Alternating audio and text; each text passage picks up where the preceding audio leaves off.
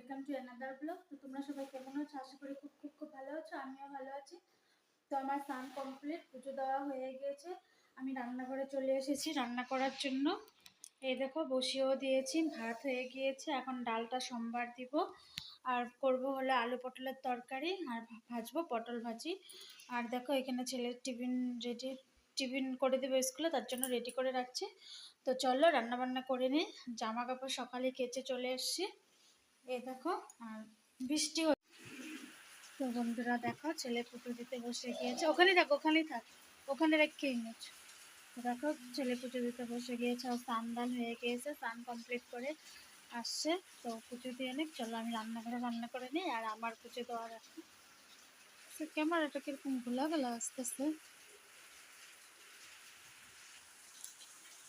তো বন্ধুরা কাজ করতে করতে হাঁপিয়ে গিয়েছে, দেখো আমি পুরো বসে পড়েছি।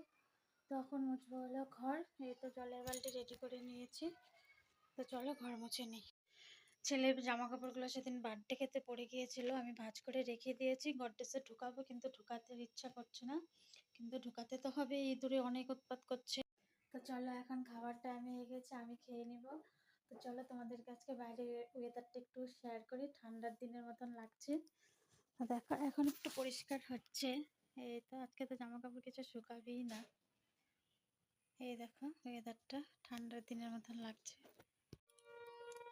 তো গুড ইভিনিং ফ্রেন্ডস, এখন সন্ধ্যা তো হয়ে গিয়েছে। তো দেখো আমিও চা বানিয়ে নিয়ে এসেছি, চা খাবো। চার সাথে নিয়েছি হলো নিমকি।